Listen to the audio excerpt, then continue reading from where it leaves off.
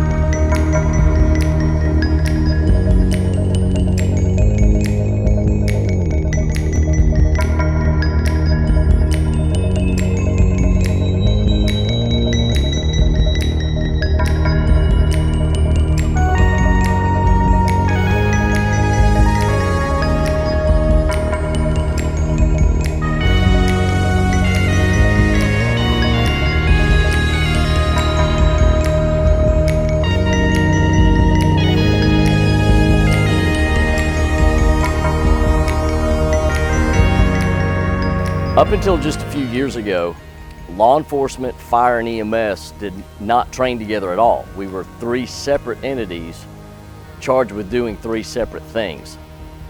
The old-fashioned way was that SWAT would make entry into the building. They would eliminate the bad guy and then search the building, which could sometimes take several minutes to, unfortunately, several hours. And if there were victims on the inside that were bleeding, unfortunately, they would bleed out. They knew something had to be done, and they knew that the system itself was broken. So Homeland Security, along with the University of Texas, came up with a national guideline in which law enforcement gets there first, obviously, eliminates the threat, or at least drives the threat away from the building, or barricades the perpetrator.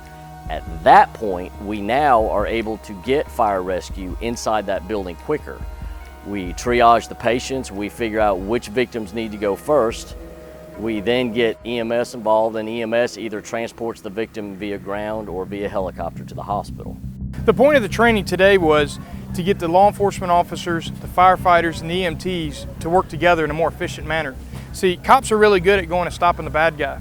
EMS is really good at treating and transporting, and fire is really good at triaging. What we want to do is be quicker, smoother, and more efficient with those lives. One of the main things that I got out of today's training was just that communication. My guys are really good at what they do, and fire is really good at what they do. But if we're not on the same page, you have two people doing really good things, but the results could be catastrophic in a child losing their lives, or an incident not ending the way that it needs to end.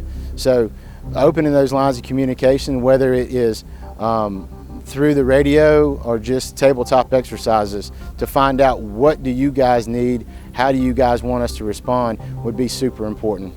Communication is the key to saving lives.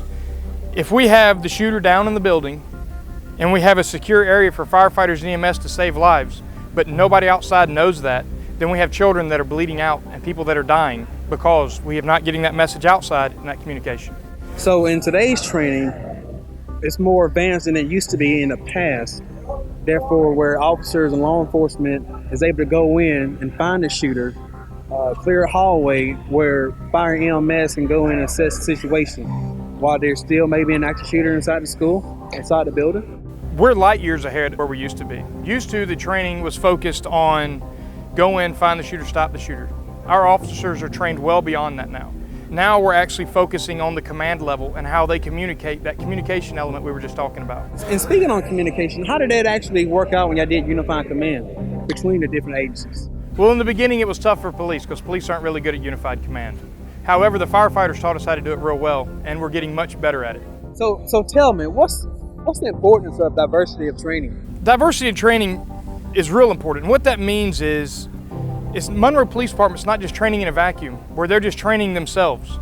Because what happens is we get stuck and we get stale in the same old way of doing things, and we don't ever expand our knowledge base. We don't try new things. If we bring in other agencies, let's say Barrow County Sheriff's Office like we did today, And Lieutenant Lateral walks with me and talks with me. We learn things that they're doing that we're not doing, and things that we could do better, and he learns things that he could do better. Training in different locations is super important because it opens your eyes that because we do it a certain way, that there are multiple ways to do and get the same solution, because not every incident is going to be this is how it was done. You got to have backup plans to backup plans, and by taking training at different locations, whether it's an in-service at your department or an in-service at another department or going some other location, it will open your eyes that there are more ways than one to get the results that you're looking for and have a satisfactory result at the end of your mission. So, Lieutenant, tell me, how realistic is the training we did here today? The training today was as realistic as I could possibly make it. I had simunition rounds that the officers don't want to get shot with. I had role players, about 15 or 20 of them. We have smoked up hallways with fog machines. We had fire alarms that go off.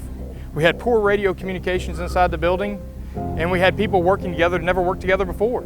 So that's about as realistic as I can make things at that point in time. However, it'll never be like the real thing.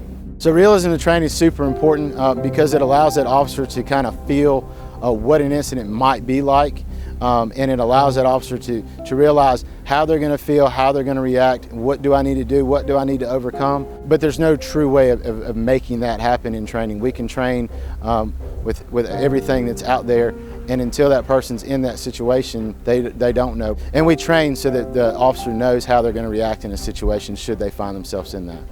The United States military spent an awful lot of money trying to train the soldier to prepare for the chaos that is war. We're taking a little bit of that training mentality and trying to put it into this training. You can do some, but with the limited resources we have in law enforcement and the public safety community as a whole, that's where we all depend on each other. That's why we had Barrow County Sheriff's Office here today, and we're in the city of Monroe in Walton County. We had Walton County deputies here. We have people from outside our jurisdiction coming here to train because we're going to rely on those resources, because in a mass chaotic situation like that, it's not just going to be us. There's going to be multiple agencies coming in to assist. Everybody. For mutual aid. Yep, we would have agencies probably as far as Atlanta coming to help, as far as Athens to the east. And everything should be pretty much the same across the board as far as training and command goes. All of the basics are the same. There may be some small nuances that are different, but by the time those major agencies from outside start getting here, hopefully there's no longer an emergency threat. The situation now is a life-saving operation to save the children or persons that have been injured during the actual shooting itself, and not the bad guy. Is there anything that we're doing at law enforcement and public safety for the mentally ill people? All supervisors at the City of Monroe Police Department have attended and been trained on crisis intervention training. The CIT, or Crisis Intervention Team training concept, evolves people who are in a crisis state and have some kind of mental illness. And what we're doing right now is trying to teach the officers how to deal with that, to de-escalate situations and hopefully catch them before they get to this point. Mental health is a big challenge in law enforcement, and Barrow County Sheriff's Office takes great pride in the training that we take, and we have many officers that are CIT certified to handle people who may be having a mental crisis. So, Lieutenant, tell me, is there anything in place in the school system or throughout our community for teens or students inside the school? If they see a threat, hear a threat, any ways they can report it? Right now, the City of Monroe is supporting and trying to get everybody on board of the See Something, Say Something app. It's an app, a free app that somebody can download to their smartphone. And on the See Something, Say Something app, a person can go on there and they can report crimes directly to their law enforcement agency and not just to the school or the school staff. If a student was watching this today and was asking themselves, well, how would I report? Our doors are always open as school resource officers inside the school. Our number one goal is to make sure that they're safe and the entire student body is safe. So I would urge that student, if they hear anything, see anything, whether it's on a wall, in a book, on social media, whichever platform it may be, that they report it. They don't have to have their name in the report. We just want to make sure that you're safe and the person who is dealing with whatever incidents going on in their life, that they're also safe and that our community continues to be safe. I challenge anyone to find the last time a child died in a school fire in the state of Georgia. However, numerous children have died just in the last 10 years in the state of Georgia in school violence and active shooters. So tell me, really, what does fire have to do with school violence and school shootings? Well, see, about 50 or 60 years ago, the schools, the parents, and the communities got tired of children dying inside those schools. So they took extreme measures and steps to make sure that didn't happen anymore. They put fire retardant carpet in the school, fire retardant walls in the school, fire retardant roofs in the schools, fire retardant desks in the school. There's nothing in that school except what the children bring in that's designed to burn. If we want to make sure that we prevent school deaths from violence and active shooters, we're going to take those same extreme types of measures as law enforcement officers. Becoming something that's kind of glamorous to these people that are doing it. They're doing it more for glamour. They know that they're going to be put on the news. The media is going to be all about it. And that's one reason, they do it. They know that's going to happen. They're going to kind of go out in a blaze of glory.